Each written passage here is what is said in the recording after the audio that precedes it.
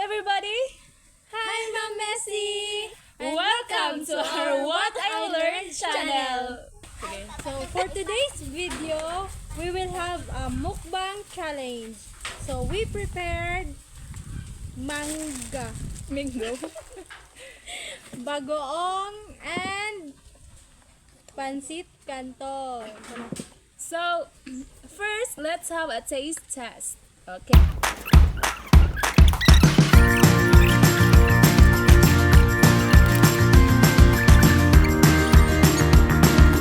While eating, we prepared some questions to answers of what we've learned in the subject in the international business and trade. Okay. So, we will be having a Q&A portion while eating this kind of food.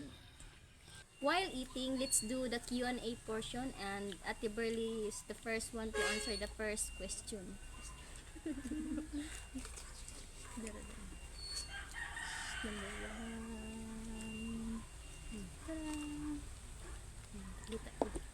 Doon din siguro sa camera. So, first question. For the entire semester, what can you say about our instructor?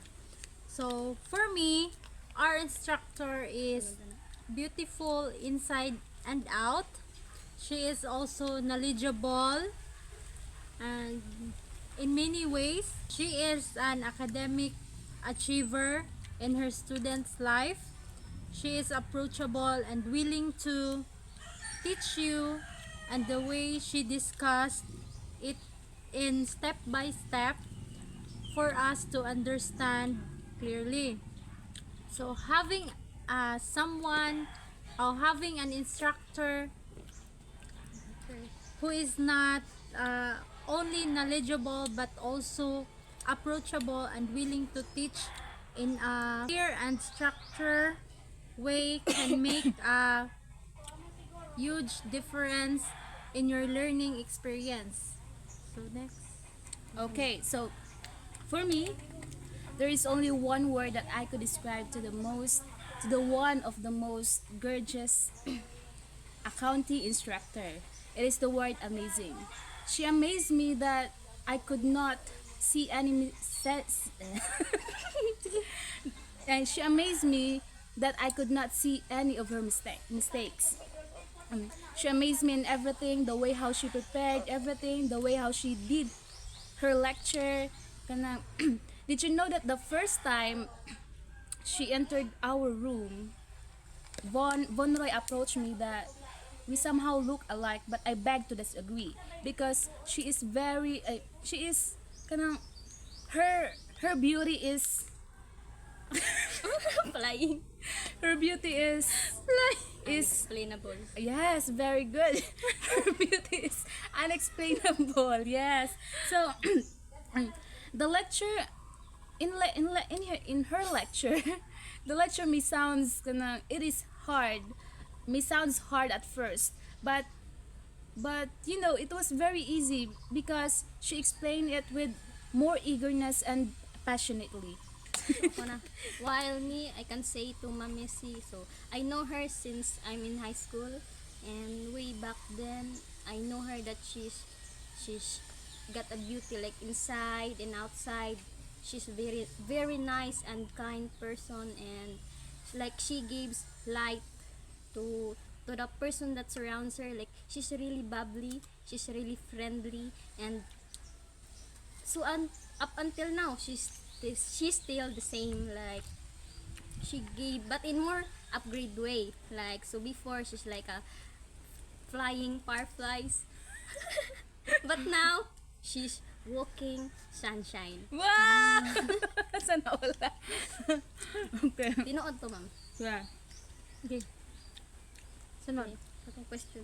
Oh, the second questions is asked by Jocelyn. Miss Jo. Okay. So the second question is, for all of the topics that had been discussed, what do you think is the easiest and hardest one? So, for me, I think the most easiest discussion is Stages. stages of internationalization. Yes. Why, Ate Burley? Because Yes. domestic company, one of the stages is domestic company. Kanang its limit their operation in national company. So for me, the international company, when we say international company, the domestic company kanang they kanang exceed when their production exceeds, they think of kanang going to kanang other countries gani kanang they can where they can internationalize their product. So same with them. I think the easiest one is the multinational, and the hardest one is transnational company. So same with them. So So for me there is no hardest one when you study.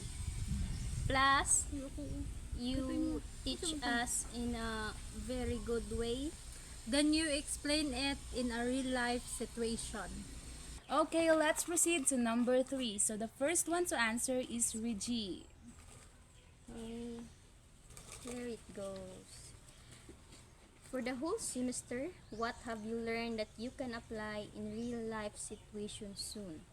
So, a lot of learnings that I've learned, but I think the most applicable one to my real life situation soon is being, I mean, you must be first considered a lot of factors or aspects. So it's like you think first before you do an action. So in doing international business, it's not easy. So it's not like when you do mistakes you can erase. It's not like that. So in order to minimize or mitigate some mistakes, you must be think first what are the factors that could affect. So but if you have some mistakes or errors, you must face all the consequences. So if you don't want to have regrets or mistakes, you must be cautious and be mindful enough. Thank you. Yes. Okay, so Ate Burley. So, as what Reggie said, there's a lot of factors that we need to consider in doing international business. So, number one, culture and tradition in the country. Then, number two, taste and preferences of the people. And number three, religion, and so many more. Okay, so for me, when you go internationalizing your product, the one important thing that you must have is money. Because without money, you cannot export, you cannot do international business, you cannot operate the business. It is somehow like a dream without an action. It is what we call imagination. You just imagine things without thinking or doing an action because you don't have enough resources. So maybe soon as I will build my own business, I must have I must have enough resources for me to operate the business. So actually, Mamesi, we did it as a group because, as what you have said, it is barely, I no, it is Bearable. it is Bearable. bearable for us to do some works in groups. That's why we did it in group. Yes, ma'am. Okay. So, that's all for today. Hope you enjoy our vlog. Bye bye.